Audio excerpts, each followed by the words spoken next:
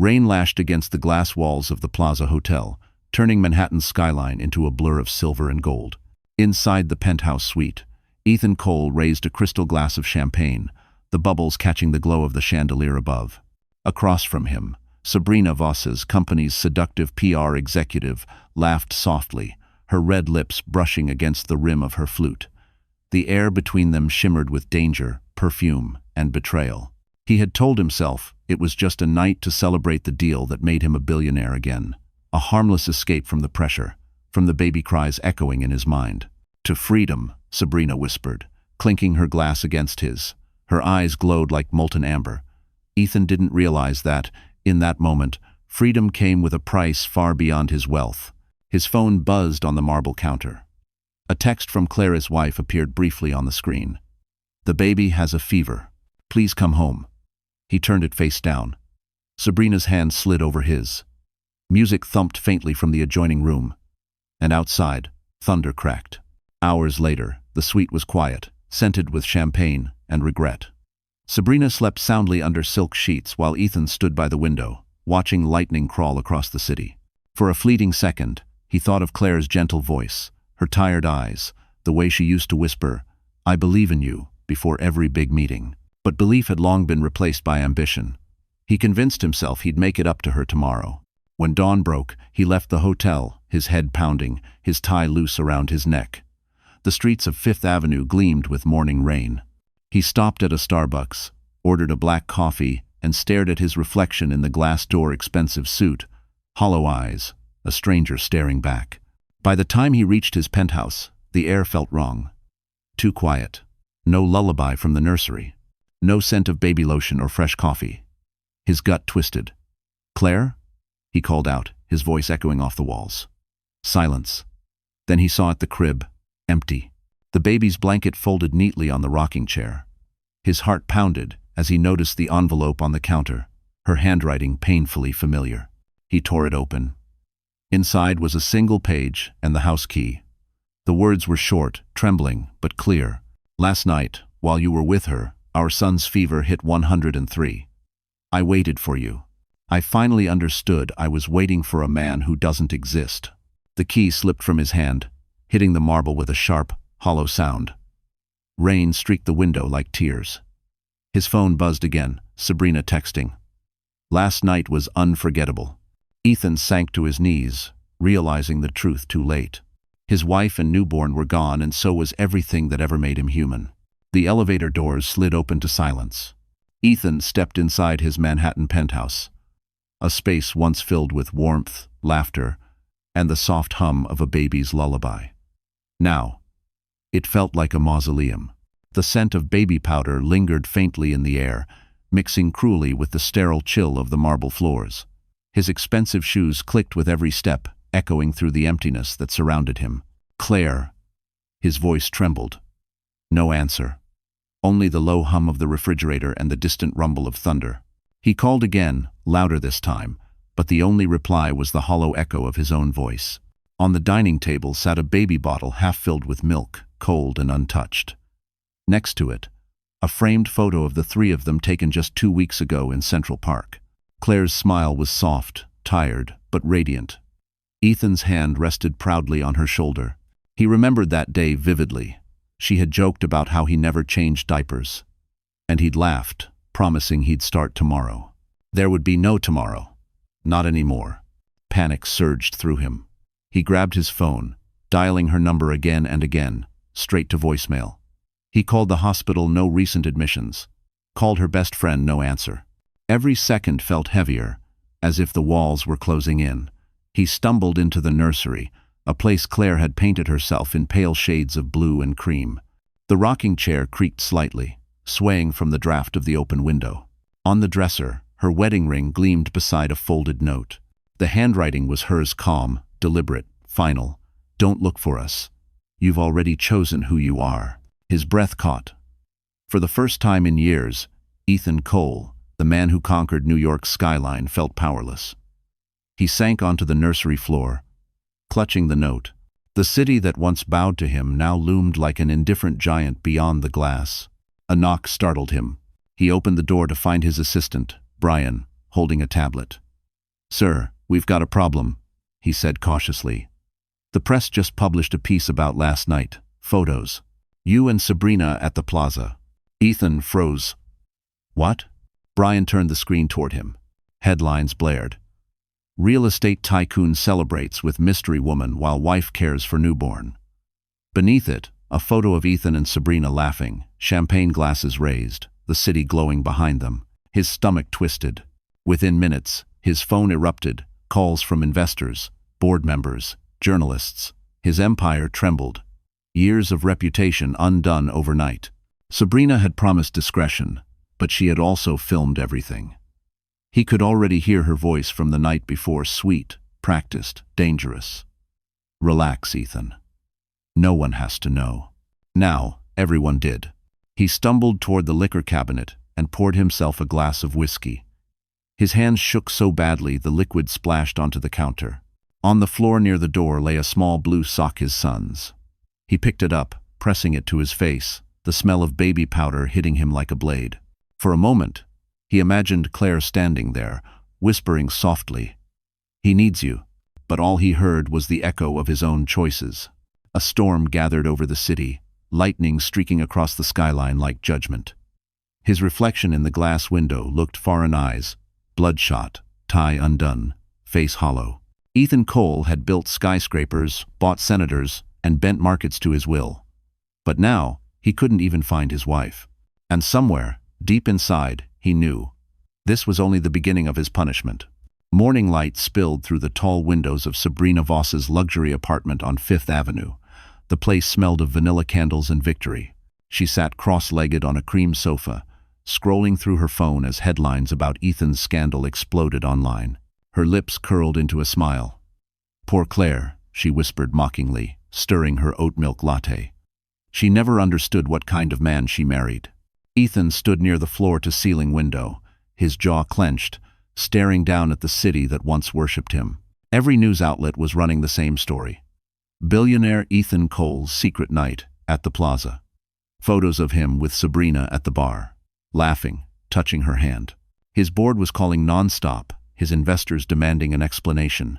"This is your idea of discretion," he snapped. His voice echoed off the marble floors. Sabrina didn't even flinch. "Relax, Ethan. The media forgets faster than they forgive. A few donations. A few interviews about mental health and pressure.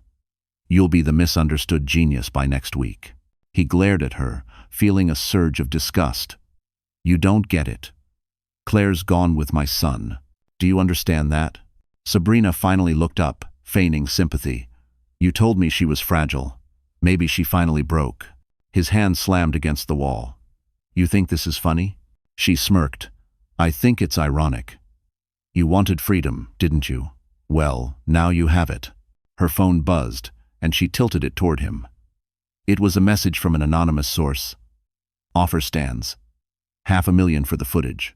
Beneath the text was a blurred thumbnail, Ethan, shirtless, kissing her shoulder at the plaza. He froze. "You recorded me?" "Insurance, darling," she said smoothly, setting the phone aside. "You're not the first man to promise forever and deliver betrayal. I've learned to protect myself." He took a step toward her, rage flashing in his eyes. "Delete it. Or what?" she whispered, standing up to meet his height. "You'll hit me? Threaten me? You might have scared your wife with that billionaire tone, but I'm not her. I'm the one who knows what you look like when you're weak." Ethan's breath came hard. He turned, pacing the room, running both hands through his hair. Every second near her felt poisonous. His phone rang. It was his CFO. He answered quickly, voice tight. "Ethan," the man said nervously, "we have a situation. Someone just sold insider documents to Holt Capital. They're preparing a hostile takeover. We're bleeding shares by the minute." "Holt?" Ethan muttered. "Raymond Holt?" "Yes. And there's more. The documents came from your private server. It was accessed under Sabrina Voss's credentials." Ethan's gaze snapped toward her. Sabrina was smiling calm, almost proud. "You sold me out," he said in disbelief. She shrugged. "Business, baby. Holt offered me protection and options. You offered me lies." He stared at her as the realization hit. Claire hadn't been the only one planning an escape. He'd been living in a web spun by every lie he'd ever told. He grabbed his jacket, heading for the door. "This isn't over." Sabrina's voice followed him like silk and venom. "Oh, it's over, Ethan. You just haven't accepted it yet." The elevator doors closed behind him, trapping his reflection in mirrored walls, his tie askew, his face pale, eyes burning with fear. For the first time in his life, Ethan Cole wasn't the predator. He was the prey. And as the elevator descended, he knew one thing with icy certainty. Sabrina Voss had just destroyed him exactly the way he had destroyed Claire. Rain turned to sleet as Ethan Cole's black Mercedes roared through the night, its headlights cutting across empty highways leading north. The windshield wipers beat like a frantic heartbeat. For 3 days, he hadn't slept. Every mile he drove felt like a confession. Somewhere beyond the frozen horizon was Claire and the child he'd never truly met. He gripped the steering wheel until his knuckles turned white. His phone, mounted on the dash, displayed the last trace of her credit card use, a bookstore in Portland, Maine. She had always loved bookstores. The small, quiet ones where people still spoke softly, like faith wasn't extinct. He remembered once teasing her for buying paperbacks instead of reading on her iPad. "Some things are worth feeling in your hands," she had said. He hadn't understood then. He did now. The city lights of Portland appeared in the distance, muted, fog-drenched, indifferent. He parked outside a brick bookstore called Harbor Pages and stepped into the cold, salt-scented air. Inside, a woman with silver hair looked up from the counter. "Can I help you?" she asked. He flashed a photo of Claire on his phone. "She was here 3 days ago. Did she say where she was going?" The woman hesitated, eyes softening. "She had a baby with her. Bought a few books. Goodnight Moon, and a copy of Women Who Run with the Wolves. Paid in cash. Asked about rentals near the coast." Ethan's chest tightened. "Did she leave a number?" "She didn't. But she looked determined. Like someone who wasn't coming back." He left the store, snow falling heavier now, coating the street in silence. The PI he'd hired called a few minutes later. "Cole, you won't like this," the man said. "Your wife's car was found abandoned outside Rockport. No sign of her or the baby. Just this." Static crackled before Ethan heard it, a baby crying, faint but real. "Where did that come from?" Dashcam footage from a local delivery truck. Time stamped the same night she disappeared. She was talking to a man before getting into another vehicle. The plates are untraceable. A man? Ethan's pulse spiked. Who? We don't know yet. But whoever he is, he's smart. Every digital footprint of hers vanished an hour after she met him. Bank accounts emptied, phone wiped, GPS disabled. She didn't just leave, Cole. She erased herself. The call ended, leaving Ethan alone with the sound of wind howling off the Atlantic. He looked out toward the black waves crashing against the rocks, realizing that Claire hadn't run in fear. She had planned this. Someone had helped her. Back in Manhattan, the world was feasting on his downfall. Sabrina had leaked another video clip, him whispering in her ear at the plaza. "The wife's asleep, baby," he'd said in that recording. A phrase now plastered across every tabloid headline. His board voted to remove him permanently. His accounts were frozen. Reporters camped outside his penthouse, shouting questions about Claire's disappearance. He ignored them all, staring at the single clue he had left, a baby sock found in her SUV. He kept it in his pocket now, like a confession he couldn't escape. At midnight, a new email appeared in his inbox. No sender, no subject line. Just one sentence. "You taught me that power can destroy everything. Now you'll learn what it feels like to lose it." Attached was a photo. Claire standing on a cliff by the sea, wind whipping her hair, their baby bundled in her arms. She looked strong, free, untouchable. Ethan's throat tightened. For the first time in his life, the man who had conquered Manhattan realized he might never win her back. Long before Ethan Cole became the ruthless name flashing across business magazines, he was just a broken man lying in a hospital bed, staring at ceiling tiles he couldn't count. 7 years earlier, a car accident had left him with 2 fractured ribs and a shattered collarbone. The night it happened, he'd been driving too fast through Manhattan rain, furious after losing a deal. Fate, cruel and calculated, had brought him to Mount Sinai Hospital and to her. Claire Morgan. She wasn't like the women Ethan was used to. No designer heels, no champagne laughter. Her hair was tied up in a messy bun, wisps falling across her forehead as she checked his IV. She smelled faintly of lavender and antiseptic. "You're lucky," she said, her voice calm but firm. "The car's totaled, but your heart's still beating. Try to keep it that way." He'd smirked through the pain. "You always talk to your patients like this?" "Only the arrogant ones," she replied, scribbling notes on his chart. For the first time in years, someone looked at him and didn't see money or power. She saw a man bleeding, scared, and stubborn. During his 3-week recovery, she became his anchor. They'd talk at night when the city outside went quiet. She told him about her childhood in Vermont, how she'd lost her mother to illness, how she worked double shifts to pay nursing school. He told her nothing about business, just his dreams of one day building something that mattered. On his last day, he tried to give her an envelope with cash, a thank you for her kindness. She pushed it back. "You can't buy gratitude, Mr. Cole. Some things you just feel." He'd watched her walk away, that quiet confidence burning into his memory. Months later, he showed up at her hospital with flowers and a simple request: coffee. She hesitated but said yes. That coffee turned into dinners, laughter, and long walks through Central Park. By the next spring, she was Mrs. Claire Cole.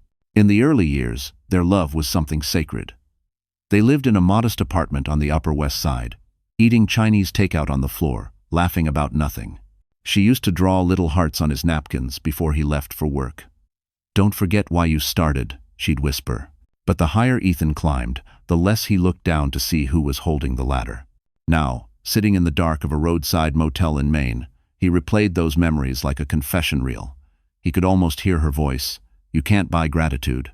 The same woman who once healed him was now the one destroying him with surgical precision.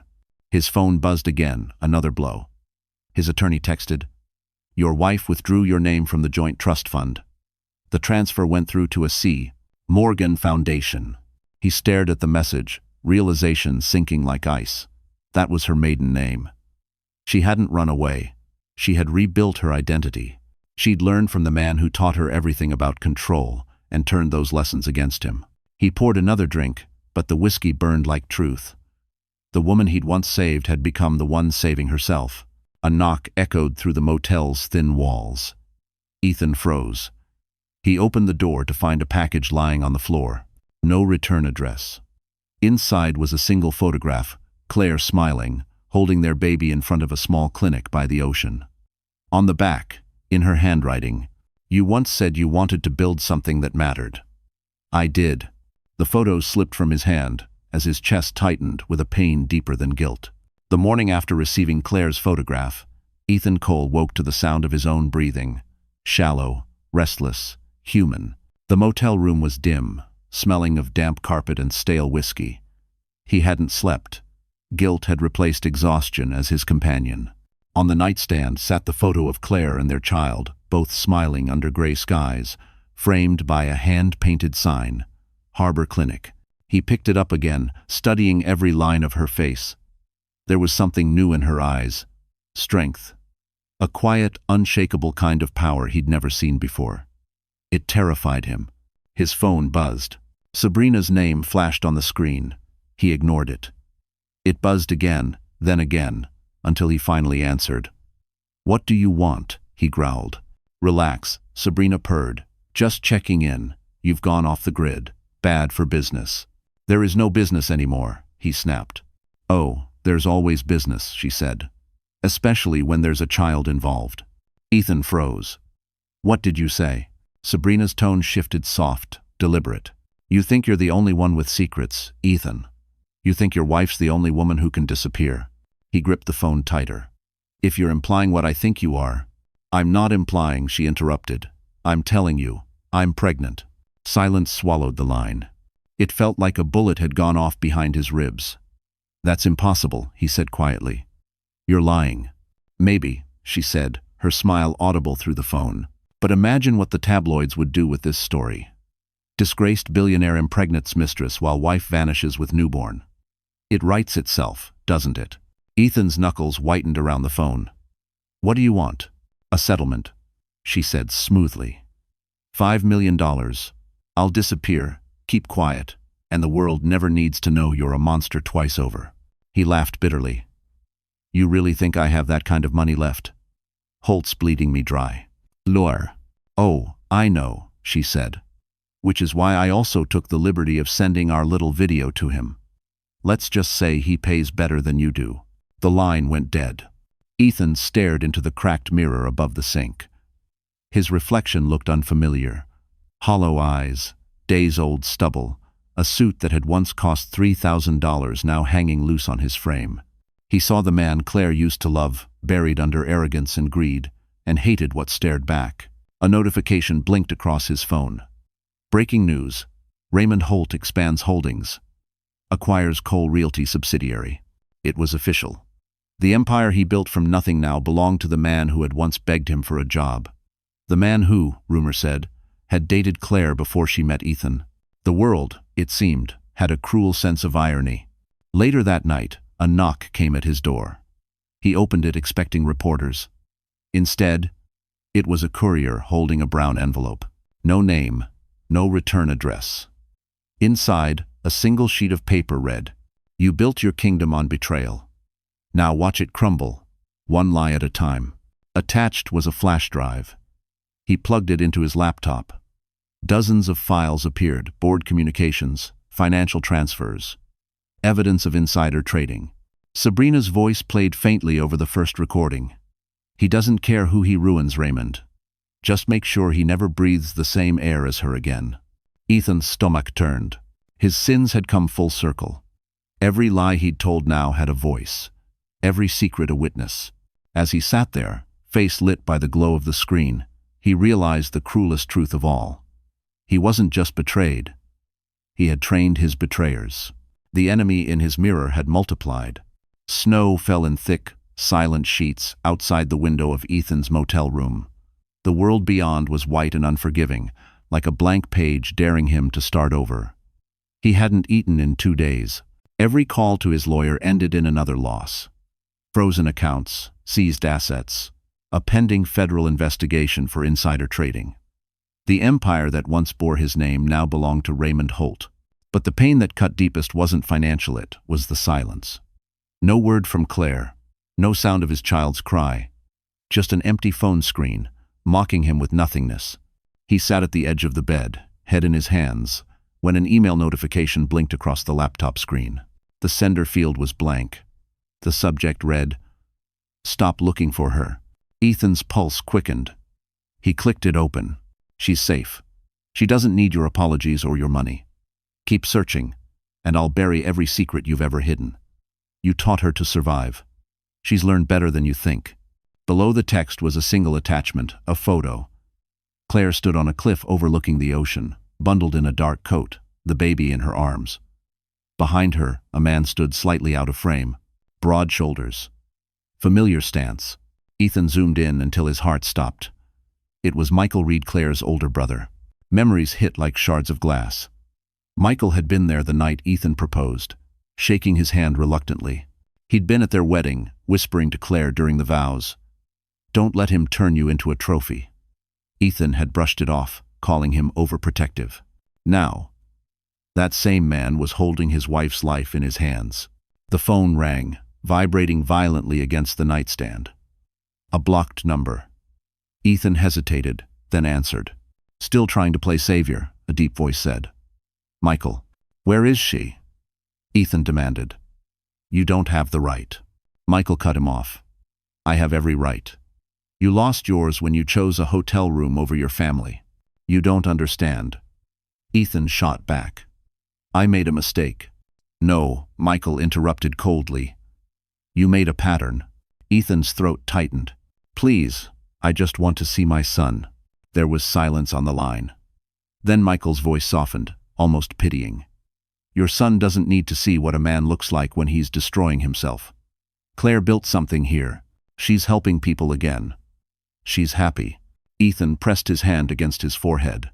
"If she's happy, then why the threats? Why the games?" "Because you don't give up, Ethan. You never have. So I'm giving you a reason to." "Hull.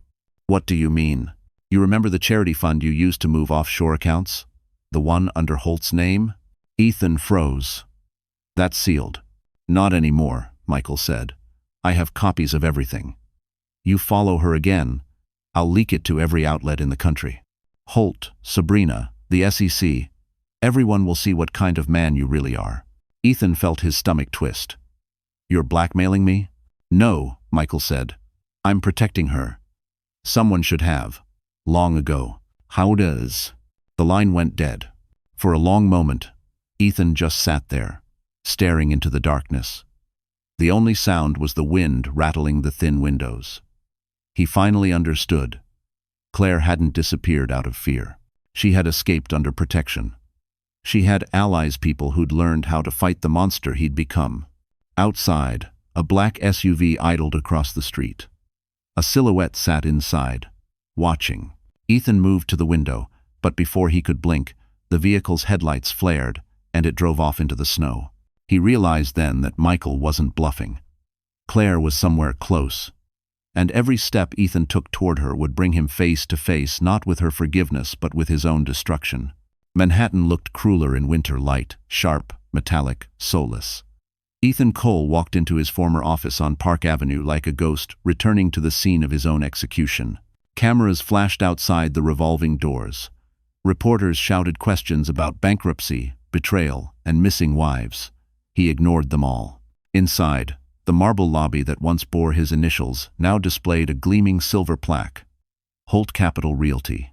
Raymond Holt had officially won. The receptionist, a young woman who once jumped to her feet when Ethan entered, now avoided his eyes. Mr. Holt isn't available, she murmured. Ethan smirked bitterly. He will be. Shen. He pushed through the glass doors of the executive boardroom. Holt stood at the head of the table, his salt and pepper hair immaculate, his expression calm. Beside him sat Sabrina Voss, draped in crimson silk, crossing her legs like she owned the world. Ethan, Holt said, his tone smooth. What a surprise. To what do we owe the pleasure? You sold me out, Ethan hissed. You used her to destroy me. Sabrina's smile widened. Correction. You destroyed yourself. I just gave the world a front row seat. Holt chuckled softly. Don't be dramatic. It's business. You made enemies, Ethan. I just gave them an invitation. Ethan slammed a folder onto the table. You think this is over? I know about the offshore accounts, the tax shelters, the backroom deals. Ah, Holt interrupted, raising an eyebrow. Those accounts no longer exist. Your wife's brother made sure of that. Ethan froze. Michael? Holt leaned forward. He's sharper than you ever gave him credit for. A very capable man. Claire was smart to trust him. The room tilted. For a moment, Ethan couldn't breathe. They all knew. Claire, Michael, Holt, Sabrina. They'd built a fortress of revenge around him, brick by brick. Sabrina stood and sauntered over, her perfume suffocating. You should have seen her, Ethan, she said softly. She didn't cry, didn't scream. She just smiled. Told me she hoped I'd enjoy cleaning up the mess you left behind. When? He stared at her, eyes burning. What do you want? Honestly, she whispered. I already have it. At that moment, Holt tossed a file across the table. You're finished, Cole. There's an active warrant for financial misconduct. I've already spoken to the SEC. When they come for you, I suggest you cooperate. For the child's sake. The child. The word hit him like a hammer. Ethan grabbed the folder and stormed out. His world, the skyline he'd conquered, was crumbling faster than he could comprehend. Outside, the wind cut through his coat as he walked down Fifth Avenue, the city lights blurring into streaks of gold and gray. He reached for his phone, desperate for something familiar, someone to trust. There was only one contact left worth calling. He dialed Claire's old number. To his shock, it rang once, then connected. A breath on the other end. No words. Just the faint sound of ocean waves. Claire, he whispered. Please. Just tell me you're safe. Silence. Then, quietly, a voice that wasn't hers. Michael. I warned you, he said. Now it's too late. The line went dead. Moments later, Ethan's phone buzzed with a new message. No number. No name. Just a video. He clicked play. Sabrina, sitting in a hotel suite, toasting champagne toward the camera. Congratulations, Ethan, she said. You just lost everything twice.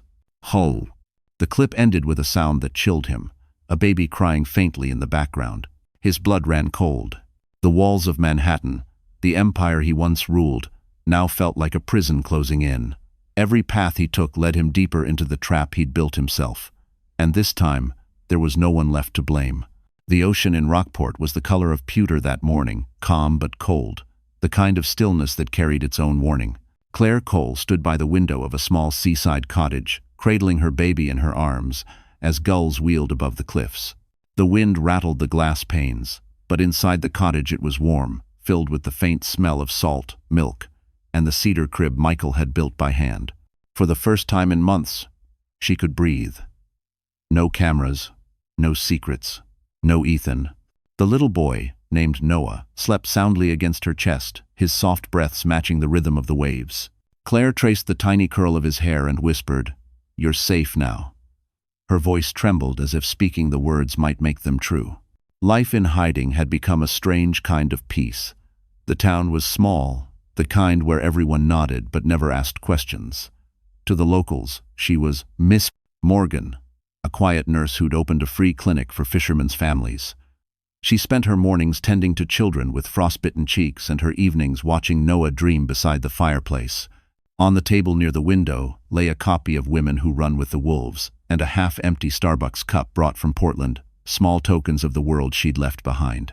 Every night, she wrote letters she would never send. Letters to Ethan. Letters to the woman she used to be. "You once said we could survive anything. You lied. But maybe your lies gave me the courage to save our son." She folded the letter neatly, adding it to a growing stack inside a wooden box. Then she looked out at the horizon. The same horizon Ethan would have to cross if he ever found her. Michael entered quietly, carrying a basket of supplies from town. His presence filled the room like calm water. "How's Noah?" he asked. "Sleeping," she said softly. "Like he belongs to the sea." Michael smiled faintly. "You should rest too." Claire shook her head. "Rest doesn't help when you dream of the past." He hesitated, watching her trace the window with her finger. "You did the right thing, Claire." He had everything: power, money, influence, but he never protected what mattered. "I don't want revenge," she murmured. "I just want peace." Michael sighed. "Peace comes when the guilty stop chasing you." But Ethan Cole doesn't know how to stop. As if summoned by his words, a shadow moved across the cliffs outside. A sleek black Mercedes was parked near the rocks, its engine off, the driver's side door slightly open. Claire's pulse quickened. "Michael," she whispered, stepping back from the window. He moved quickly, pulling her toward the back room. "Stay here. Don't open the door." She clutched Noah close, her heart hammering. Through the crack in the curtain, she saw Michael stride outside, the wind whipping his coat. He approached the car, peered inside, empty. Only a phone sat on the passenger seat, its screen cracked, still playing a faint audio loop, Sabrina's voice. "You just lost everything twice." "Sean." Michael cursed under his breath and threw the phone into the sea. When he returned, his face was pale. "They're watching again," he said. "We have to move." Claire swallowed hard. "How did he find us?" "He didn't," Michael replied. "Someone wants him to think he did." That night, after Michael secured the doors, Claire sat by the fire, rocking Noah slowly. The flames flickered over the letter she held, one she hadn't written yet. "If you ever find this, Ethan, I hope you've learned what love costs when it's built on lies." Outside, the tide rose higher, erasing footprints in the sand. The past was coming for her. But this time, she wasn't the one who would run. The city that once worshipped Ethan Cole now treated him like a ghost. His penthouse had been seized, his name erased from the skyline he built, and his face plastered on financial scandal headlines. Each morning, tabloids outside courthouse steps shouted his new identity, the fallen king of Manhattan. But Ethan barely noticed. He spent his days in a rented studio overlooking the East River, his nights drowning in silence. He didn't drink anymore. The whiskey bottle stood unopened on the counter, like a relic of another life. Instead, he wrote. Every night, when the noise in his head got too loud, he sat at his desk and wrote to Claire. The first letters were angry, desperate apologies mixed with pride. "You took everything, Claire. But maybe you were right to." Then came regret. "I was there. but I wasn't present. I thought providing was the same as loving. I thought success could fill the spaces where love once lived. And finally, sorrow. I don't deserve to see him grow up. But if he laughs like you, if he has your eyes, then maybe there's still something good left in me. He never mailed any of them. The stack grew thicker, tied with a piece of string, sitting beside a single framed photo, Claire and him at their wedding, sunlight spilling through the chapel window. One evening, while he was writing, his laptop pinged with a new message. It was from a therapist he'd been referred to after the court hearings. Dr. Eva Moreno, grief and rehabilitation specialist. Their sessions began online, her voice calm and deliberate. "You're not being punished by others, Mr. Cole," she said once. "You're being punished by your own reflection." Ethan had stared at the screen for a long time before replying, "Then how do I forgive what I see?" Dr. Moreno smiled gently. "By rebuilding, piece by piece. You once built towers for money. Build something now for meaning." That night, he opened one of his old boxes, filled with awards and newspaper clippings, and fed them into the fireplace. Watching the flames devour his legacy, he whispered, "This was never worth her. Bon." But just as he began to feel something close to peace, the past clawed its way back. His attorney called. "Ethan, you should see this," the man said. "A journalist from the New York Chronicle is preparing an expose about Claire's new foundation. They're linking her funding to the accounts you once used offshore." Ethan's breath caught. "That's impossible. She doesn't even know about those. That's the problem. Someone's feeding them information. If this breaks, she'll lose everything." For the first time in months, Ethan felt adrenaline course through him. The story wasn't about him anymore. It was about her. About the one person he still had a chance to protect. He opened his old encrypted files, tracing the digital fingerprints that had planted the story. The trail led back to a single name, Sabrina Voss. Of course. She wasn't done yet. Ethan grabbed his coat and his notebook of letters. There was only one person who could help him stop her now. Raymond Holt. And though Holt had stolen everything from him, he also hated Sabrina just as much. Before leaving, Ethan looked down at his last unfinished letter to Claire. "You once said I built towers for my ego. Now I'm building one last thing, redemption." He folded the page, slipped it into his coat pocket, and walked into the cold night. For the first time in a long while, Ethan wasn't running from his mistakes. He was running toward them. The letter would remain unsent, but his actions would speak louder. Ethan Cole hadn't stepped inside a corporate office in months, but the moment he entered Holt Capital's high-rise on Park Avenue, the old instincts returned, the straightened shoulders, the steady stride, the aura of control. Only this time, control was an illusion. The guards eyed him suspiciously. His once respected name now lingered in the business world like a curse. He was here to face his greatest enemy, and maybe to save the only person who had ever mattered. Raymond Holt's assistant led him into a glass-walled boardroom. Holt stood at the far end, hands in his pockets, watching the snow fall over Manhattan. His suit was flawless, his calm unnerving. "You're either brave or desperate to walk in here, Cole," he said without turning. "Maybe both," Ethan replied. "But this isn't about us anymore. It's about Claire." "Shul." Holt finally faced him, one eyebrow raised. "You mean the woman you broke?" Ethan swallowed hard. "Someone's trying to destroy her foundation. They're linking her to my old offshore accounts. If the story goes public, she'll lose everything she's built." Holt studied him for a long moment, then smirked. "You sound sincere. That's new." "I'm not asking for forgiveness," Ethan said. "I'm asking for help." Holt poured 2 glasses of whiskey and handed him one. "You're too late. The leak didn't come from me. It came from Sabrina Voss." Ethan's grip tightened. "She's working with someone." Holt nodded. "A senator's aide. They're blackmailing each other, using you as collateral. Sabrina's demanding $5 million to bury the evidence. Typical of her." Ethan's stomach twisted. "If this goes live, Claire's name will be dragged through the mud. She doesn't deserve that." Holt leaned closer, voice low. "Neither did I, when you stole her from me 7 years ago." "Bull." The words hit harder than Ethan expected. "You think I planned any of this? I think you were blinded by ego. But maybe, Holt hesitated, swirling the whiskey. Maybe you finally learned what it costs to be human. Then, help me, Ethan said quietly. Not for me, for her. Holt sighed. I'll make some calls. But if Sabrina's bluffing, she won't stop until someone stops her for good. Ethan left the building with his pulse pounding. Holt's words echoed in his head. The streets were slick with ice, neon lights reflecting off puddles like fractured glass. He walked for hours, his mind spinning with guilt and fury, until his phone buzzed. A message. From Sabrina Voss. Still playing hero? Meet me at the Langham. Midnight. Bring what's left of your soul. He arrived at the hotel just before midnight. Sabrina was waiting at the bar, dressed in black, eyes gleaming like polished obsidian. You look terrible, she said, sipping her martini. Redemption doesn't suit you. He sat across from her. You're dragging Claire into this now. She has nothing to do with you. Sabrina leaned forward. Oh, but she has everything to do with me. You left me for her long before you ever slept with me. Ethan frowned. What are you talking about? I wanted to be the woman who could save you, she said, her voice trembling slightly, for the first time, almost human. But she already was. You just didn't notice until it was too late. Shabi.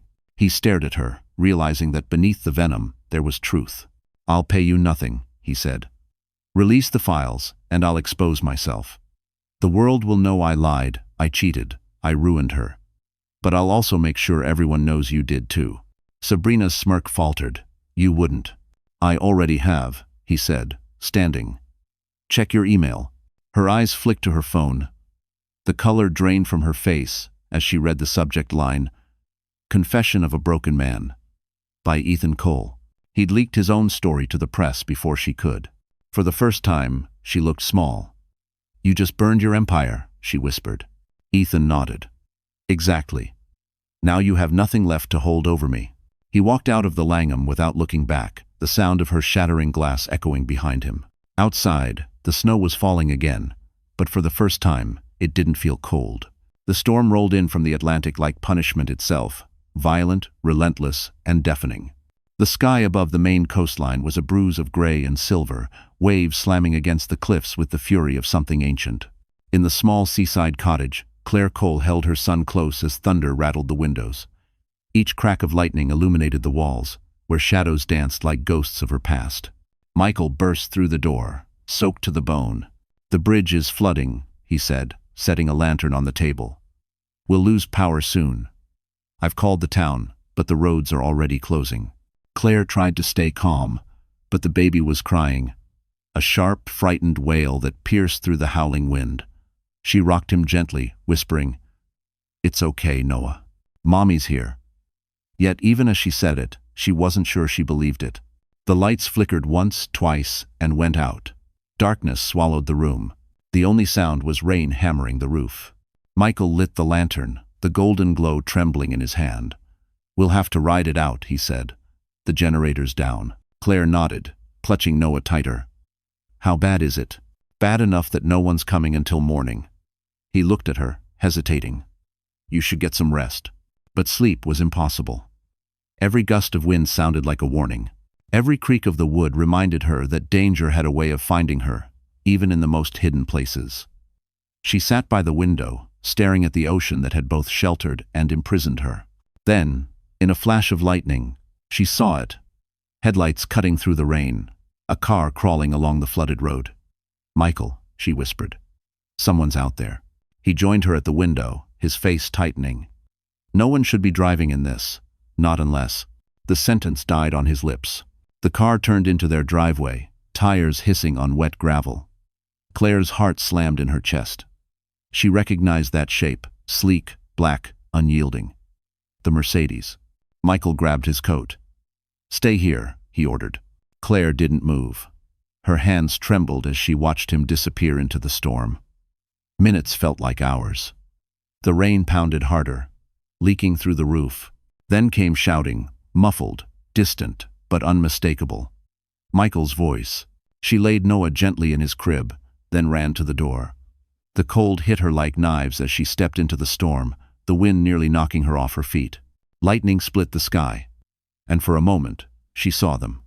Michael standing inches from another man, fists clenched, rain pouring down their faces. Ethan. He looked nothing like the man she remembered. His hair was longer, his clothes soaked and torn. The arrogance was gone, replaced by something raw. Desperation. "Claire," he shouted through the roar of wind. "Please." Michael blocked his path. "You shouldn't be here." "I needed to see her," Ethan cried. "I didn't come to take her away. I just needed to know she was alive." Claire's voice broke through the chaos. "Why now, Ethan?" He turned toward her, eyes shining with a grief she didn't recognize. "Because I finally understand what I destroyed. I don't want forgiveness. I just want to help you if you'll let me." Tomane. Another bolt of lightning struck nearby, shaking the ground. The wind screamed louder, and suddenly, the cottage roof gave way with a cracking sound. Michael grabbed Noah's crib as debris flew. Claire screamed, reaching for her son. Ethan lunged forward, shielding them both with his body, as part of the ceiling collapsed behind him. When the storm finally began to fade, the three of them sat huddled in the corner, soaked, shivering, but alive. Noah's small hand reached up and grabbed Ethan's soaked shirt, holding tight. For the first time, Claire didn't pull him away. Morning broke pale and fragile after the storm. The sea was calmer now, though broken branches and debris littered the shore. Inside the damaged cottage, the smell of wet wood and smoke lingered. Claire sat by the fireplace, her son wrapped in a blanket against her chest.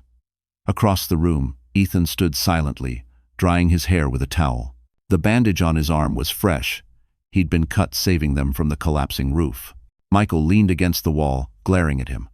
"You shouldn't have come," he said flatly. Ethan's voice was low but steady. "You think I planned to show up in a hurricane? I didn't even know she was here until the road signs disappeared behind me. I just drove north until I couldn't anymore." Michael scoffed. "And what? You thought you'd show up, play the hero, and she'd forget everything you did." "Stop," Claire said quietly. Both men turned toward her. Her voice shook, but her eyes were firm. "No more fighting. Not here. Not in front of him." She looked down at Noah, who had fallen asleep against her shoulder. "He's seen enough storms already." Ethan took a step closer. "Claire, I didn't come for pity or forgiveness. I came because I needed to face what I did, to see what I destroyed. So." She looked up at him, her face pale in the morning light. "Destroyed is the right word," she said softly. "Do you know what it's like to sit alone with a newborn, praying a fever will break while your husband's phone goes to voicemail? Do you know what it's like to realize the man you trusted would rather be seen with someone else than hold his child?" Ethan's voice cracked. "Every day since, I've replayed that night. Every call I ignored, every lie I told. I don't deserve your forgiveness, I know that. But please, let me at least help now. Let me be a father to him." Michael stepped forward. "You think you can just walk back into her life and play dad? You're lucky I haven't thrown you back into that storm." Ethan didn't flinch. "You don't have to like me. Just let me try to do one thing right." Claire's eyes glistened. "You can't undo what's been done." He nodded slowly. "No. But maybe I can stop more pain from coming." He reached into his coat and pulled out a folder, soaked but intact. "Sabrina's trying to destroy you. She's feeding the media false information about your foundation. She's tying it to my old accounts. I came to warn you before it's too late." Michael grabbed the folder, flipping through the pages. "This could ruin her." Claire's face paled. "She's doing this to hurt me?" Ethan shook his head. "To hurt me. You're just collateral damage. Just teen." For a moment, silence filled the room except for the crackle of the fire. Claire stood and walked toward him, her bare feet silent on the wood floor. "You could have sent a lawyer. You didn't have to come yourself." "I couldn't let someone else protect you again," he said simply. Something in his tone broke her guard, if only for a second. He looked exhausted, his once proud shoulders slumped, his hands trembling slightly. This wasn't the man who had abandoned her for luxury. This was a man stripped bare of everything but regret. Michael's voice softened. "If this leak goes public, the feds will investigate her too." Ethan nodded. "That's why I need to go back to New York. I'll take the blame. I'll sign whatever confession they want. She and the baby stay untouched. Claire blinked back tears. You'd ruin yourself for us? He smiled faintly. That's the easiest decision I've ever made. Paulin. Outside, the gray sky began to clear, light spilling through the broken window. Claire watched him leave the cottage and walk toward his car, the ocean wind whipping through his hair. For the first time, she didn't feel hatred, only the ache of something that still refused to die. The drive back to Manhattan took Ethan 10 hours through endless gray rain. Every mile felt heavier, a countdown to whatever reckoning waited at the end of the road. Holt had warned him. Once he confessed, there would be no going back. But Ethan wasn't thinking about his empire anymore. He was thinking about Claire, her trembling voice, her eyes filled with both fury and something dangerously close to compassion. When he reached the city, the skyline didn't feel like home. It looked like judgment. His old penthouse, once a beacon of wealth and pride, now sat dark and empty. He checked into a cheap hotel on the Lower East Side and spent the night drafting a confession, one that would clear Claire's name and expose his own crimes. He wrote slowly, deliberately. I, Ethan Cole, acknowledge that I falsified company accounts to protect my personal holdings. The Claire Morgan Foundation had no knowledge or involvement in these transactions. Any accusations against Claire Cole are the result of my deceit alone. When he finished, he signed it and stared at the page until the ink blurred. The next morning, he handed the confession to a journalist from the Chronicle. Print it, he said. Everything. The woman looked startled. You're sure? This will destroy what's left of your reputation. It's already gone, he replied. But maybe it'll give her a chance to live. By noon, the story was everywhere. Ethan Cole confesses to financial fraud, exonerates its wife. The same networks that once celebrated his rise now devoured his fall. Reporters camped outside the courthouse, his name trending alongside words like shame and betrayal. That night, he sat on a park bench near the river, the city lights reflecting in the black water. His phone buzzed with dozens of messages, lawyers, former partners, old friends begging him to retract his statement. He ignored them all. Then, one text appeared from an unknown number. You shouldn't have done this. M. Michael. Ethan hesitated, then replied, Tell her it's over, she's free. A few minutes later came the response. She already was. He closed his eyes, breathing in the cold wind that cut through his coat. Somewhere, he hoped Claire was asleep, her son safe beside her. That thought alone made the ruin worth it. But the universe wasn't finished with him yet. Just past midnight, his phone rang again. This time, it was the hospital in Rockport. The nurse's voice trembled. Mr. Cole, your son was admitted an hour ago. High fever, severe infection. Mrs. Cole requested you be notified. Ethan's blood ran cold. Is he Fenny? He's stable, but it's critical. The nearest pediatric surgeon is in Boston. We're arranging emergency transport. He didn't think. He just ran. 6 hours later, he was in the hospital corridor, disheveled, out of breath, and terrified. Through the glass window of the small intensive care unit, he saw Claire sitting beside Noah's bed, holding the boy's hand. The machines beeped softly, fragile reminders of how thin the line between life and loss really was. She looked up when she felt his presence. Their eyes met through the glass. For the first time, there was no anger, only exhaustion, fear, and something deeper neither could name. He pushed open the door, and Claire didn't stop him. He walked to the bedside and gently touched his son's tiny arm. Hey, little man, he whispered. It's Dad. Noah stirred slightly, his eyelids fluttering. Claire's voice was soft but unsteady. He kept calling for you in his sleep. Ethan swallowed hard. I'm here now. The doctor entered, explaining the situation in a rush. Noah would need immediate surgery. Ethan turned to Claire. Let me handle it. I'll pay for everything. Please, just let me do this one thing right. Friam. She nodded slowly, tears spilling over. Just don't disappear again. He met her gaze. Never. That night, Ethan stayed awake beside the hospital bed, his hand over his son's. Every beep of the monitor was a reminder of the life he almost lost twice. And for the first time in years, he prayed. The surgery lasted 4 agonizing hours. Ethan paced the corridor outside the pediatric operating room like a man awaiting his own verdict. Every second that passed was punishment for years of selfishness. Through the glass wall, he could see the faint outline of his son's small body under bright surgical lights, a sight that reduced him from Titan to nothing but a father praying for mercy. Claire sat nearby, hands clasped, lips trembling in silent prayer. The same woman he'd once left crying alone in their penthouse was now the strongest person in the room. When she finally spoke, her voice was barely above a whisper. They said the infection spread fast. If we'd come any later. She stopped, unable to finish. Ethan lowered himself into the seat beside her. He's a fighter, he said softly. He gets that from you. Claire didn't look at him. He almost didn't make it because of you. If you hadn't, he interrupted gently. I know. Then quieter. I know, Claire. For a long moment, the only sound was the rhythmic hum of hospital machines. Finally, the surgeon emerged, fatigue etched on his face. He's stable, he said. The operation was successful. He'll need time to recover, but your son's going to be okay. The relief was so sharp it almost hurt. Claire broke down, covering her face with her hands. Ethan exhaled shakily, his shoulders trembling.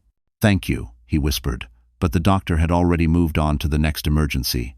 When the nurse allowed them inside, Noah was asleep beneath soft white sheets, his tiny chest rising and falling slowly. Claire sat by his bedside, stroking his hair. Ethan stood behind her, his hands in his pockets, afraid to breathe too loudly. He looks like you when he sleeps, she said quietly. Ethan swallowed hard. Then I'll make sure he never becomes like me when he wakes. That night, as Claire rested her head against the bed, Ethan slipped out of the room. He found the hospital chapel, a small, dim space lined with flickering candles. He wasn't a man who prayed, but now he knelt, the cold tile beneath him grounding the moment. If you let him live, he whispered, take whatever's left of me instead. It wasn't a deal. It was surrender. The next morning, sunlight cut through the blinds. Noah was awake, small fingers reaching toward the light. Claire smiled through her exhaustion. Ethan stood at the foot of the bed, watching silently. When she caught his gaze, she said softly, "You didn't have to stay." "I wanted to," he replied. "I needed to." "Well." Claire studied him, her eyes filled with something uncertain. Not forgiveness, not yet, but the first flicker of understanding. "He'll need physical therapy, medicine, time," she said. "I'll take care of it," Ethan answered. She shook her head. "You've already lost everything. You don't owe us anything." He smiled faintly. "Maybe not. But I owe him everything." Over the following weeks, Ethan remained in Maine. He volunteered at the hospital, quietly donating under anonymous checks. He rebuilt the clinic's storm-damaged roof himself, hammering nails into the wood with blistered hands. The townspeople, once wary of the stranger with haunted eyes, began to nod when he passed by. One afternoon, Claire found him painting the fence outside the cottage, sleeves rolled up, sun glinting off his arm. "You're not the man I married," she said, crossing her arms. Ethan paused, lowering the brush. "I know. You're trying too hard." He turned toward her, eyes steady. "No, Claire. I'm trying just enough." For the first time in years, she smiled. Small, reluctant, but real. As she turned back toward the house, he whispered to himself, piece by piece. Because redemption, he was learning, didn't come all at once. It came quietly, in the sound of a child's laughter, the weight of a hammer, and the slow forgiveness of a woman who once believed he was lost forever. The winter sun over Manhattan did little to warm the chill in the air. Ethan Cole stood on the courthouse steps, watching a crowd of reporters push forward like vultures circling the dying remains of his past. Cameras flashed, microphones thrust toward him, questions flying like shards of glass. "Mr. Cole, is it true you've surrendered your remaining assets? Did your mistress blackmail you? Are you still in contact with your wife?" He said nothing. Silence was his final defense. Beside him, his attorney whispered, "You don't have to face her in person. The deposition can be remote." Ethan shook his head. "No, I need to see it end." Inside, the courtroom was cold and sterile, filled with murmurs. At the defendant's table sat Sabrina Voss, immaculate as ever, but the glamour was cracking. Her once flawless skin was pale, her eyes rimmed red from sleepless nights. She wore confidence like a costume now, one she could no longer afford. When the judge entered, all noise died. The prosecution began laying out evidence, screenshots, emails, financial transfers. Sabrina's voice, recorded on a phone call, played through the speakers. "If he doesn't pay, I'll make sure his wife's foundation burns with him." A gasp rippled through the room. Even Sabrina flinched. Ethan watched her face carefully, but there was no satisfaction in seeing her crumble. Only exhaustion. She had been the mirror to his own worst self, greedy, manipulative, hollow. When it was his turn to testify, Ethan rose slowly. "I'm not here to destroy her," he said quietly. "We both built our lives on deceit. The difference is, I stopped." The judge raised an eyebrow. "And why should the court believe that, Mr. Cole?" "Because I've already lost everything worth lying for." Sabrina's attorney tried to counter, but the evidence was overwhelming. The leaked files, the blackmail payments, the offshore accounts under her name. It all painted the same picture. By the time the closing statements ended, Sabrina's mask had fully shattered. When the verdict came, guilty on charges of extortion and corporate fraud, she didn't cry. She just stared at Ethan, eyes glistening, lips trembling with something between hatred and sorrow. As the guards led her away, she turned to him and whispered, "You think you've won, but redemption doesn't erase who you were." He met her gaze calmly. "No, but it lets me start over." So, outside, the press swarmed again, but Ethan ignored them. He walked down the steps into the biting wind, the first flakes of snow drifting through the city. He passed a Tiffany window display, glittering rings under soft yellow light, and thought of Claire's wedding band, the one she had left on their kitchen counter the night she vanished. That evening, Holt called. "You made the right move," he said. "She'll serve time. The story's fading. Claire's name is clean again." "See, I didn't do it for headlines," Ethan said. "I know. But the world loves a redemption arc. People are already calling you the man who burned his empire to rebuild his soul." Ethan almost laughed. "I'm not rebuilt. Not yet." After hanging up, he looked out at the skyline glowing beneath the snow. He thought about Maine, the quiet waves, the little clinic, his son's laugh. For the first time, the city that once defined him felt small. A week later, a letter arrived at Claire's cottage. No signature, just a single sentence written in Ethan's handwriting. "She's gone. You're free." Claire read it twice, her fingers trembling. Then she folded it neatly and tucked it into the wooden box where she kept the unsent letters, her silent archive of everything they had survived. Outside, the tide rolled in gentle and steady. And somewhere miles away, a man walked alone through the snow, no longer running from his past, only toward the possibility of grace. Spring came late to New York that year. For months, the city had worn a coat of gray, but on this morning, sunlight spilled across the streets like a promise. Ethan Cole adjusted his tie in the mirror, almost not recognizing the man staring back. No longer the billionaire in tailored Tom Ford suits. No longer the tabloid disgrace. The newspapers now called him something different, the man who rebuilt with honor. It had been 6 months since Sabrina's conviction. 6 months since Ethan walked away from the world that worshipped money and applause. In that time, he'd sold his last property, liquidated what remained of his shares, and donated every cent to the Noah Foundation for Children's Health, named after his son.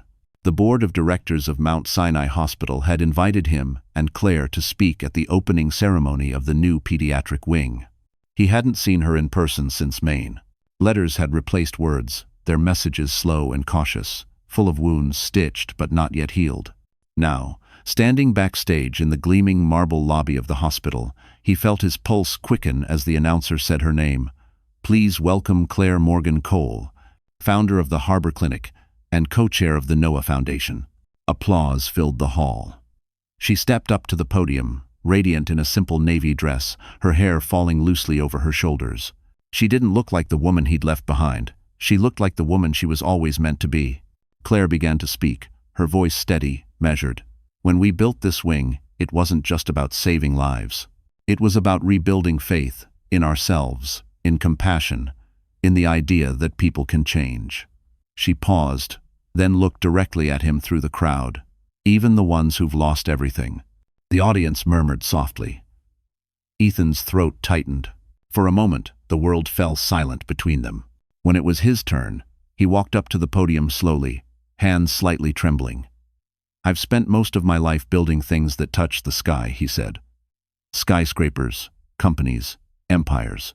But they all collapsed because I forgot what mattered on the ground.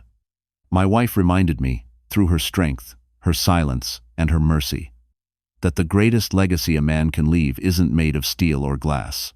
It's made of forgiveness." There was no applause at first, only stillness, the kind that meant people were listening. Then the sound grew, wave after wave, until the entire room stood in ovation. After the ceremony, he found Claire standing alone by the hospital's rooftop garden. The city stretched out below them, bathed in gold. Noah played nearby with a nurse, laughing, the kind of laughter that once seemed impossible. "You spoke beautifully," she said without turning. "I meant every word," he replied. Claire looked at him, her expression unreadable. "People are calling you a hero now." Ethan shook his head. "Heroes don't destroy the things they love." She smiled faintly. "Maybe heroes are just people who learn too late but still try." They stood in silence, the wind brushing past them. Then she said, softly, "I didn't think you'd come today." "I had to," he admitted. "I needed to see the life you built without me." Claire turned toward him fully. "It wasn't without you, Ethan. It was because of you. Because losing you forced me to become someone stronger." Her honesty cut deeper than any insult ever could, yet it also healed something in him. As the sun began to set, the three of them, father, mother, and child, stood together for the first time without fear. Claire reached out, her fingers brushing his hand. "He's old enough to understand someday," she said softly. "When he asks who you are, what should I tell him?" Ethan's voice was low, steady. "Tell him I'm a man who forgot what love was, and spent the rest of his life learning how to deserve it." The air outside Mount Sinai Hospital shimmered with spring warmth, the kind of New York morning that smelled of fresh coffee and second chances. Banners rippled in the breeze above the grand entrance. The Noah Cole Pediatric Wing, a new beginning. Cameras flashed, journalists clustered near velvet ropes, and a crowd of donors murmured with anticipation. Ethan stood in the lobby, straightening the cuff of his modest navy suit. Gone were the luxury brands, the gold watch, the arrogance that once defined him. The man in the mirror now carried quiet strength, and the faint lines of someone who had paid in full for his mistakes. He had been invited, not as a CEO, but as the man who helped fund a vision born from regret and rebuilt with purpose. "Mr. Cole," a volunteer said, handing him a program. "You'll be seated in the second row, Mrs." Cole insisted. For a moment, he froze. Mrs. Cole. Hearing the name spoken aloud struck something deep and fragile inside him. He nodded silently, following the usher toward his seat. At the front of the room, Claire stood behind a podium, her calm presence commanding attention. Dressed simply in ivory, she looked like light personified.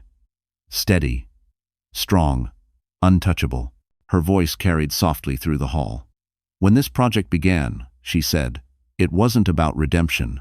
It was about healing, for children, for families, and maybe even for ourselves. Pain can destroy you, or it can teach you how to rebuild. We chose the latter." Applause rippled through the crowd. Ethan's chest ached with pride and shame intertwined. When it was his turn to speak, he walked slowly to the stage. Every camera lens followed him, the fallen magnate now standing where he had once only appeared in headlines of disgrace. He took a breath and faced the audience. "6 years ago," he began, "I thought success meant skyscrapers and profit margins. But when I lost everything, my company, my reputation, my family, I discovered what true poverty looks like. It's not about money, it's about meaning. And the woman sitting in the front row," he paused, his voice thickening, "taught me that meaning is something you build, not something you buy." The crowd was silent. Even the air seemed to hold its breath. "I stand here today not as a businessman," he continued, "but as a man who's learning to be a father, a partner, a better human. The Noah Foundation isn't about my redemption. It's about hers, the woman who had every reason to hate me, but chose to help the world instead." When he stepped away from the podium, the applause that followed was thunderous, not for his words, but for the sincerity behind them. Later, as the ceremony ended, Ethan found Claire standing in the rooftop garden overlooking Central Park. The city stretched beneath them, golden in the fading light. Their son, Noah, ran along the path with a red balloon, laughing freely, unaware of the gravity surrounding the adults who'd once nearly destroyed his world. Claire turned as Ethan approached. "You did well," she said softly. He smiled. "You built this. I just followed your lead." Bah. For a moment, they stood in silence, the distance between them smaller than it had been in years. "You've changed," she admitted. "But sometimes I wonder if people really do. Or if they just learn how to hide their scars better." Ethan looked at her, eyes sincere. "I used to hide behind everything: money, power, pride. Now the scars are all I have, and maybe that's okay. They're proof I survived the person I used to be." Claire studied him, her expression unreadable. Then, quietly, she said, "You didn't just survive, Ethan. You grew." He exhaled slowly, as if her words alone had lifted the weight of years. In the distance, Noah's laughter echoed through the rooftop. Ethan looked at his son, then back at Claire. "You gave me a second chance," he said. "Not everyone gets that." She smiled faintly, eyes glistening in the twilight. "Then don't waste it." And for the first time in his life, Ethan didn't. The gala at the River Caf shimmered against the Brooklyn skyline, the city lights glittering on the East River like fragments of a broken crown. It had been a full year since the opening of the Noah Foundation's pediatric wing, a year of quiet rebuilding, of boundaries and beginnings. Tonight, Ethan Cole stood on the restaurant's terrace, the hum of jazz and laughter floating behind him. He wore a simple black tuxedo, no designer logos, no excess, just a man waiting for a moment he wasn't sure he deserved. The event was a celebration of the Foundation's success. Hundreds of children saved, clinics funded across New England. But for Ethan, it wasn't about applause or photographs. It was about one person, Claire. He hadn't seen her since the hospital ceremony. Their letters had become rarer, their words careful, full of warmth, yet cautious, like two people afraid to touch old wounds. He didn't know if she'd come tonight. Part of him believed she wouldn't. The other part, the part that had learned to hope, believed she might. A gentle voice cut through his thoughts. "You still hate crowds, don't you?" He turned, and there she was. Claire stood framed in the soft glow of the terrace lights, her navy gown flowing like the river beneath them. Her hair was pinned back loosely, a few strands brushing her cheek. She looked timeless. Ethan's breath caught. "You came." "I almost didn't," she admitted. "But then I remembered what this place means." He smiled faintly. "The River Caf. Our first anniversary dinner. You said it felt like floating between two worlds, the city behind us, the water beneath us. And I told you," she said with a small laugh, "that one day you'd have to choose which one you wanted to live in." Ethan stepped closer, his eyes soft. "I finally did." She looked at him for a long moment before speaking. "You look different. Older. Wiser," she said simply. They walked along the terrace railing, the distant hum of traffic blending with the sound of waves lapping against the pier. Inside, a jazz singer crooned softly about second chances. "How's Noah?" Ethan asked quietly. "Happy," she said. "He loves the ocean. Michael teaches him to fish every weekend. He still keeps that little wooden car you made him by his bed." Ethan smiled. "I'm surprised it's still in one piece." Claire turned toward him, her voice softening. "He asks about you sometimes." His chest tightened. "What do you tell him?" "I tell him his father's learning how to be a good man." He swallowed hard. "Am I?" She didn't answer right away. Instead, she reached into her clutch and handed him an envelope. "Read this later. It's from Noah." Ethan looked down at it, the uneven handwriting, the faint smudge of a child's thumbprint. He held it like something sacred. Claire's eyes met his. "He doesn't remember what happened between us. He just knows you built a hospital for kids like him. That's what matters now." Ethan took a deep breath. "And what about you, Claire? What matters for you?" She hesitated. "Peace. I didn't think I'd ever find it. But watching you rebuild, not for attention, not for power. Maybe that's part of my peace too." They stood close now, the city glowing behind them, the night humming softly around their silence. "I don't expect anything," Ethan said. "Not forgiveness, Not another chance.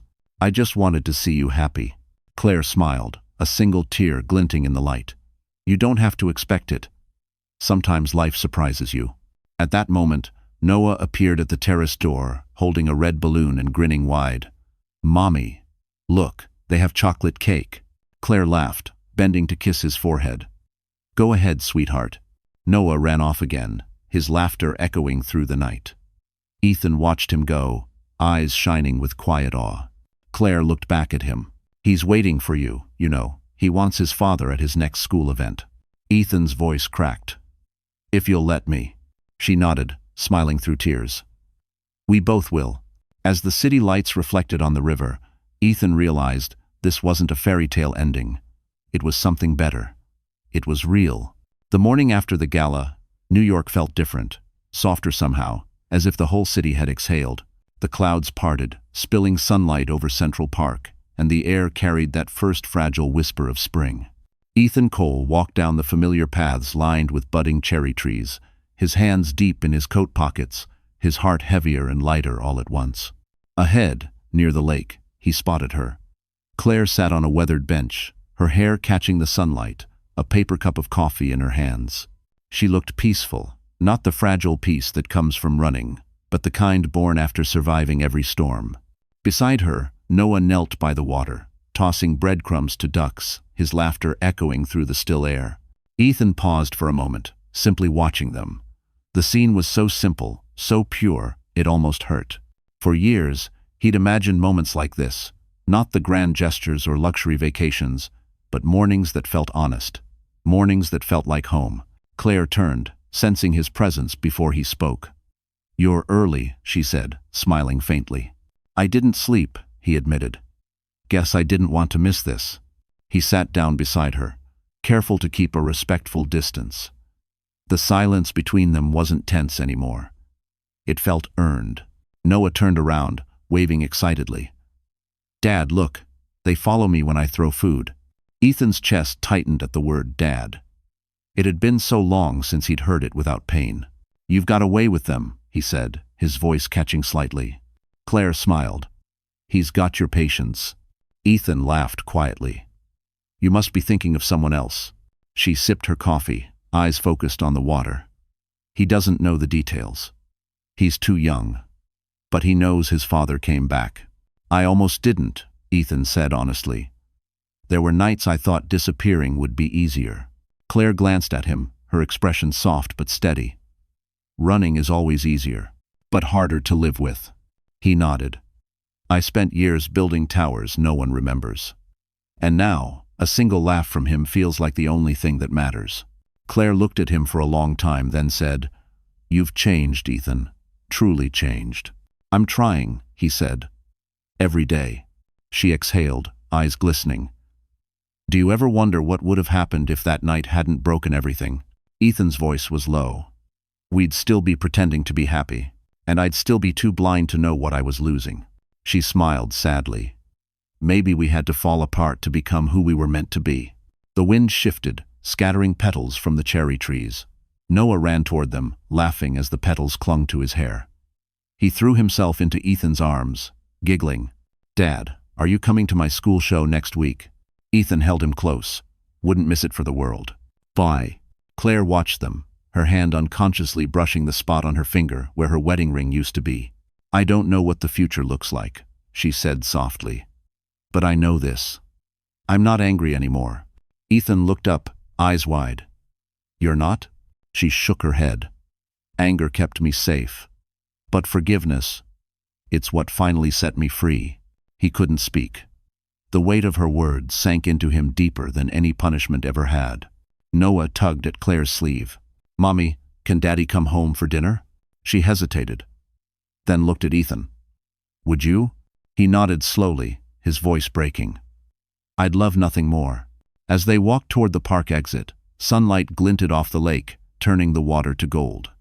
Claire reached for Noah's hand. Then, after a pause, reached for Ethan's too. It wasn't a grand reunion. It was something far rarer, the quiet, trembling rebirth of trust. The house in Maine was quiet again, but not empty. The sea outside hummed its eternal rhythm. waves brushing against the cliffs as if whispering blessings. A year had passed since that morning in Central Park, the morning when forgiveness became more than a word. Now, life had found its own rhythm. Claire's clinic thrived. The town trusted her. And Ethan, against every odd, had stayed. He'd bought a small house near the harbor, nothing like the penthouses he once owned. The walls smelled of cedar and paint. The floorboards creaked with character. Every morning, he woke before sunrise, brewed coffee, and walked to the pier with Noah. Sometimes they fished, sometimes they just talked about nothing. But for Ethan, each conversation felt like redemption carved into time. Claire arrived that morning with a basket of muffins and a soft smile. "You still don't lock your door," she teased, setting the basket on the table. Ethan grinned. "Guess I like the idea that someone might walk in." She shook her head, half smiling. "You've changed, Ethan Cole." He poured her coffee into a worn ceramic mug. "For the better, I hope." "For the quieter," she replied, taking a sip. "I didn't think you'd ever learn how to sit still." He leaned against the counter, watching her. "Maybe I just needed a reason to." The morning sunlight poured through the windows, painting everything in gold. It felt like the kind of peace neither of them thought they'd earn. Later that day, they attended the annual town fair. Children's laughter mixed with the scent of caramel and salt air. Noah ran ahead with a wooden airplane in his hands, a toy Ethan had carved himself. Claire walked beside him, the distance between them smaller now, natural. "Remember when you couldn't stand small towns?" she asked, glancing at him. He chuckled. "Yeah. Now I can't imagine leaving one." Chazelle. As evening settled, the three of them stood by the shoreline watching the fireworks bloom over the water. Claire's hand brushed his lightly. He didn't move, afraid the moment might break. "Do you still miss it?" she asked. "The city, the power, the noise." He shook his head. "No. I used to chase applause. Now I chase quiet. And I've learned quiet can be loud in all the right ways." She smiled, turning her eyes back to the sky. "You sound like a poet." He laughed softly. "No, just a man who ran out of excuses." A burst of gold lit up the waves, reflecting across her face. She looked at him, her expression unreadable but tender. "You've done more than change, Ethan. You've healed. Only because you let me try," he said. For a while, they didn't speak. The fireworks faded, leaving behind the steady whisper of the sea. Noah ran toward them, laughing, his small hand gripping theirs. "Mom, Dad, can we stay up and watch the stars?" Claire smiled. "Just for a little while." They spread a blanket on the sand, the three of them lying beneath a sky stitched with constellations. Noah fell asleep first, his head resting between them. Claire turned her gaze to Ethan. "Do you ever think about the night it all started?" He nodded slowly. "All the time. But I don't hate it anymore.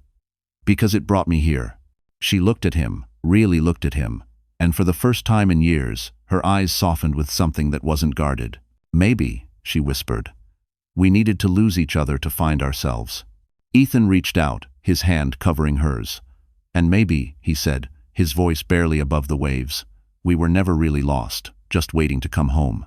The tide moved closer, kissing the edge of the blanket, as if sealing their words in salt and light. Above them, a final streak of gold crossed the sky. Fleeting, but bright enough to believe in again. So, that's how our story ends. If you're still here, my friend, then something in this journey must have touched you. Maybe not the drama, but the quiet truth behind it. Because at its heart, this wasn't just about betrayal, loss, or redemption. It was about what Marcus Aurelius once wrote, "The soul becomes dyed with the color of its thoughts." Ethan learned that no empire, no wealth, no power can heal a heart that refuses to face itself.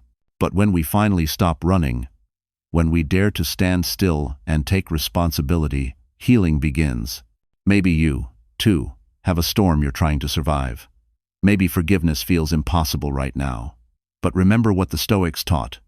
Pain isn't punishment. It's preparation. We grow stronger not by escaping what broke us, but by learning how to rise from it. So if this story moved you, even a little, give it a like. Share it with someone who needs hope. And subscribe to stay with us for more stories that remind you. No matter how far you fall, you can always rebuild, one honest step at a time. Because redemption, my friend, is never too late.